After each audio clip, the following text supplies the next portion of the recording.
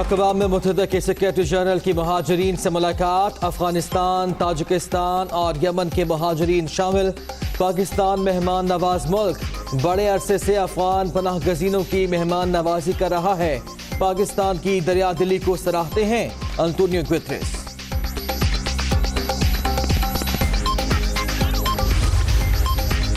پاکستان ترکی کے بعد مہاجرین کی میزبانی کرنے والا دوسرا بڑا ملک۔ افغان جنگ کے بعد 45 لاکھ پناہ گزین پاکستان آئے۔ بے گھر افراد کو تعلیم، کاروبار دیا، ہنر سکھایا۔ عظیم قوم نے ان کی دیکھ بھال کی۔ مہاجرین گفتگو کرتے ہوئے آبدیدہ۔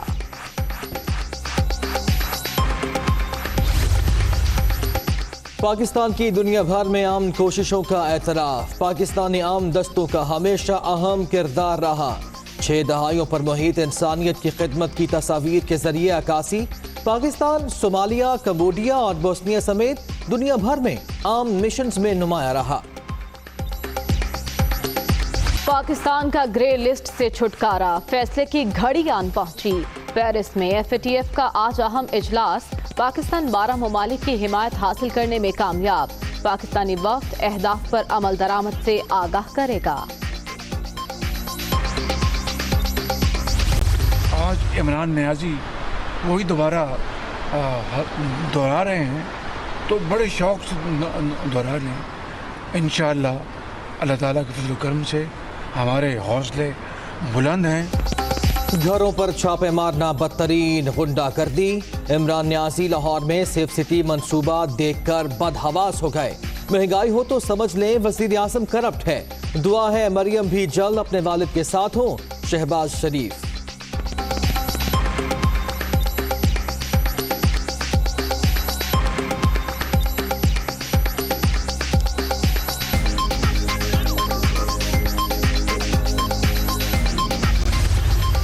جن لوگوں نے جو ہے وہ محنت کی ہے، جن لوگوں نے کام کیا ہے، ان لوگوں کو آپ نے پکڑ کے جو ہے وہ جیل میں ڈالا ہوا ہے، اور دو سال سے وہ جیل میں، اور کوئی چیز جو ہے وہ ثابت بھی نہیں کی۔ نون لیگ کا مہنگائی کے خلاف احتجاج کو لیڈ کرنے کا اعلان۔ عوامی خدمت کرنے والوں کو جیلوں میں ڈالا گیا۔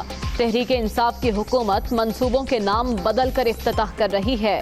مفت ادویات اور میڈیکل ٹیسٹ کی سہولت چھین لی گئی۔ رانا ثناء اللہ کی فردوس عاشق اعوان پر بھی کڑی تنقید۔ فردوس عاشق اعوان صاحبہ جو کہ مشیر اطلاعات ہیں، وہ باجی بد زبان بن کے جو ہے وہ ٹی وی پہ نمودار ہو جاتی ہیں، اور اس کے بعد ٹی جو ہے وہ شروع کر دیتی ہیں۔ احتجاجی مارچ کو فائنل کرنے کا مشن۔ بلاول بھٹو حکومت کے خلاف ان ایکشن۔ منگل کے روز سے لاہور میں ڈیرا ڈالنے کا پروگرام۔ 3 روز قیام کے دوران اہم اجلاسوں کی صدارت کریں گے۔ پیپلز پارٹی کی MPA شہناز انصاری نوشہر و فیروز میں سپرد خاک۔ خاتون MPA کا زمین کے تنازع پر قتل۔ پولیس کے چھاپے، خاتون گرفتار، مرکزی ملزم نہ پکڑا جا سکا۔ بلاول بھٹو کا 3 روزہ سوگ کا اعلان۔ کراچی کے علاقے ڈیفنس میں نئی ملحق کی نماز جنازہ کی تیاریاں۔ گھر پر پارٹی رہنما اور لوگوں کی تعزیت کے لیے آمد کا سلسلہ جاری۔ صدر مملکت، اسپیکر قومی assembly, chairman senate, opposition leader کا اظہار افسوس۔ وفاقی اور صوبائی وزراء کا بھی گہرے دکھ کا اظہار۔ Sustainable Development Goals. Agreed by all United Nations member states 5 years ago, the Sustainable Development Goals are interlinked and an holistic blueprint to end poverty in all its forms and to build the kinds of societies that we will be proud to pass down to future generations. The goals cover the whole spectrum of human progress. They target poverty, inequality, hunger, and health. They addressed key topics such as the quality of the education, decent work, a just economy, gender equality. They deal with climate change, with the oceans, biodiversity, and the natural environment on which we all depend, and makes natural solutions to be a central aspect of our strategy. And they promote justice, strong institutions and partnerships that will enable all countries to progress sustainably. And let me emphasize all countries. For the Sustainable Development Goals are relevant for every nation and every community. No country can say that it has no inequality, or no urban poor being left behind, or no problems with pollution or climate change. And no country can say that it is immune from the global forces that will affect its success. Today's challenges to sustainable development and human progress do not respect borders. They are not confined to individual nations. They demand collaborative answers that recognize that we all share the same planet and we need to cooperate across borders and sectors to realize our aspirations. And I'm pleased to say that Pakistan has embraced the Sustainable Development Goals from the start. Back in 2016, Pakistan was among the first nations to integrate the SDGs into its national development agenda and recognize them as national development goals. And in 2018, Pakistan launched a national SDG framework to prioritize and localize the global goals through the country. And as with the goals globally, poverty reduction is at the heart of Pakistan's effort to leave no one behind.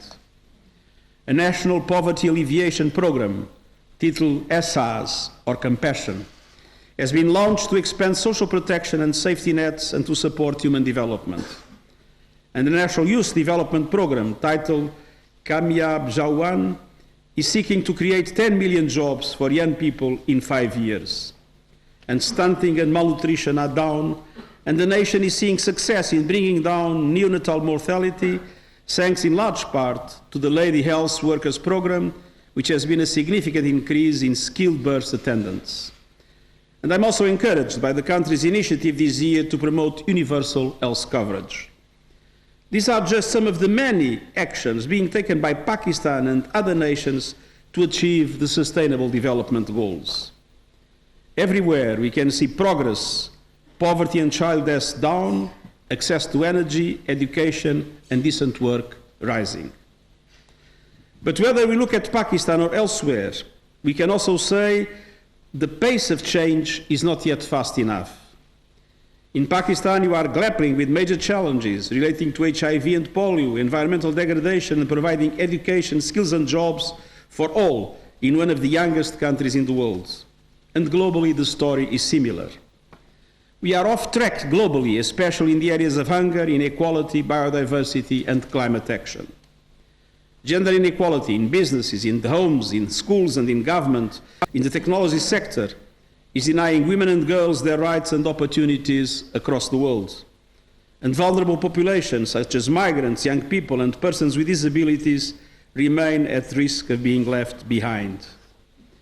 Our collective efforts are not approaching the scale we need to deliver the SDGs by 2030. In fact, by some estimates, we'll only get halfway to our goals at the current pace. For that reason, we have this year launched a decade of action to achieve the Sustainable Development Goals. With only 10 years left before the 2030 deadline, there is an urgent need to step up action. And every nation, every community, and every person can and must make a contribution. The decade of action calls on governments, businesses, civil society, and individuals everywhere to combine to create unstoppable momentum for the goals. The recipe is clear. First, to mobilize everyone around a common effort. Second, to demand urgency and action and to hold leaders to account. And third, to supercharge ideas so that they become sustainable solutions. We need to identify what works and scale up solutions and investments so that we reach all the people on the planet.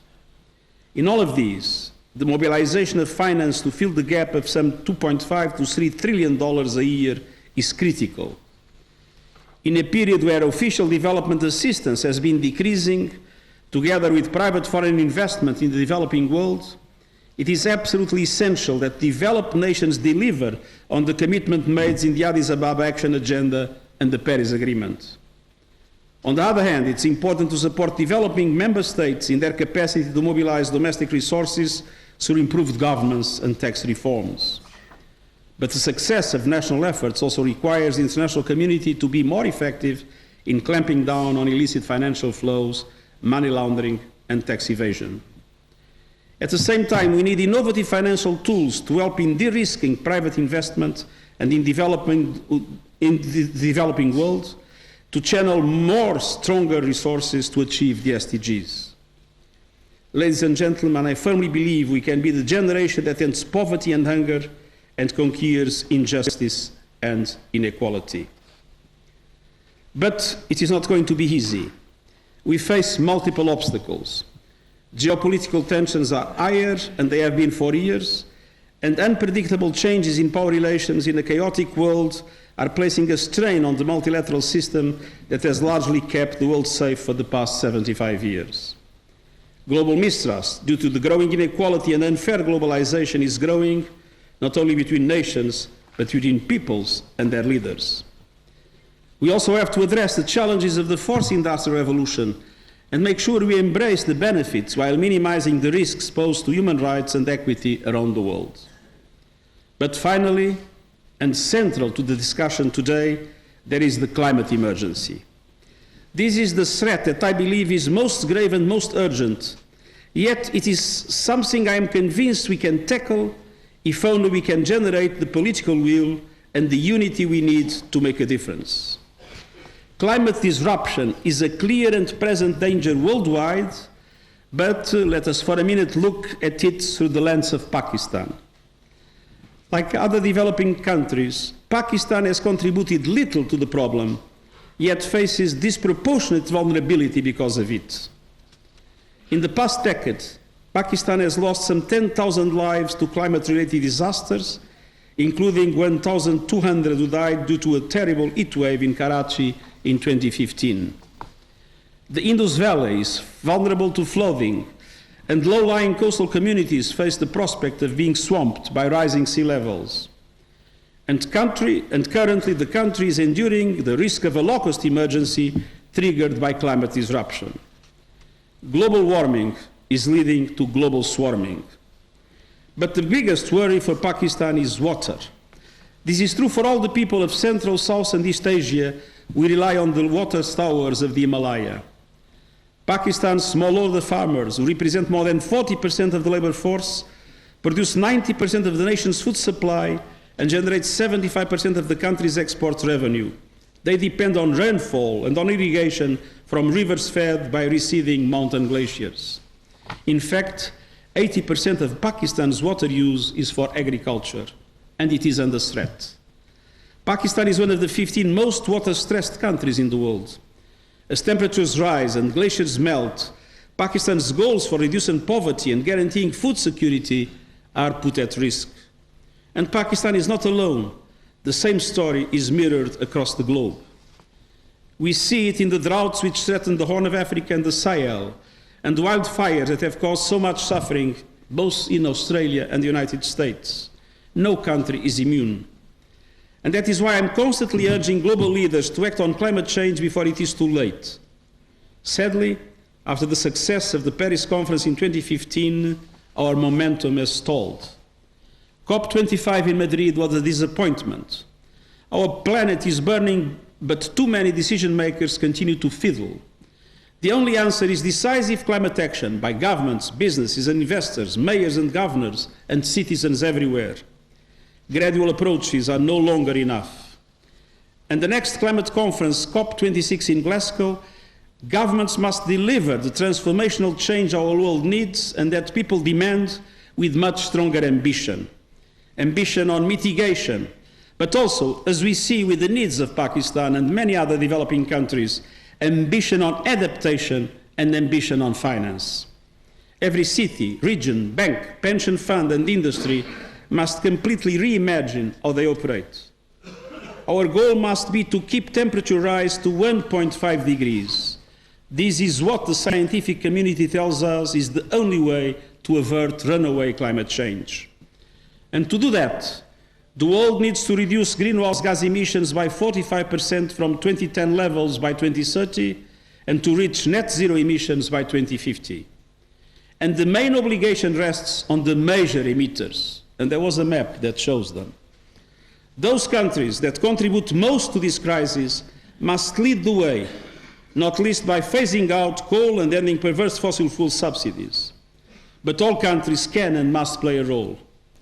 I commend Prime Minister Imran Khan for highlighting climate change at the United Nations General Debate last September, and I congratulate Pakistan on becoming co-chair of the Green Climate Fund. And I also welcome the initiatives such as the 10 billion tree tsunami campaign and the government's Clean and Green Pakistan movement. I have to say that I was extremely well impressed when I've heard that Pakistan had decided in Islamabad to abolish plastic bags, and that will be the same everywhere. Plastic pollution is today one of the central concerns that we have, especially for the protection of our oceans. And sometimes people are a little bit reluctant of it, but for those that are reluctant, I have a solution here, which is to use bags like this, which is a UN non-plastic bag, to go to the supermarket. Such local initiatives are essential, and they should be reflected and supported across the planet where appropriate. But ultimately, the answer to the global climate crisis will come from global solidarity backed by global action. We are in a battle for our lives. Our sustainable future is at stake, but I firmly believe it is a battle that can be won. Technology is on our side. We have all the tools and knowledge we need to move from the grey economy to the green economy, as it was seen in the slide. We have the Paris Agreement on climate change, the Sustainable Development Goals, and we have the most engaged and mobilized generation of young people in history, a group that is simply not going to accept the current situation. The history of humanity is one of progress. I believe the trajectory is inexorable. So as we look ahead to 2030, let us look ahead with optimism and determination, knowing that we have overcome great challenges before, and we will surely do so again. Thank you very much, and best success for your program. अक़वाम मुत्तहिदा के secretary general Antonio Guterres मौसमियाती तब्दीलियों के हवाले से तकरीब से खिताब कर रहे थे। इस मौके पर उनका कहना था कि मौसमियाती तब्दीली के हवाले से खिताब उनके लिए एजाज़ की बात है। उन्होंने कहा कि पाकिस्तान मौसमियाती तब्दीलियों से मुतासर होने वाला दुनिया का बड़ा मुल्क है। पाकिस्तान ने लाखों अफ़गान महाजरीन की बेहतरीन मेहमान नवाजी की। पाकिस्तान में आफात से मुतासर होने वालों से उन्होंने इजहार यकजहती भी किया। साथ ही साथ पाकिस्तानी हुकूमत की जारी पॉलिसियों पर भी उन्होंने काफ़ी सराहा और कहा कि गुर्बत का खात्मा पाकिस्तान की पॉलिसी का बुनियादी हिस्सा है। तालीम, मईशत और बराबरी तरक्की के लिए अहम है।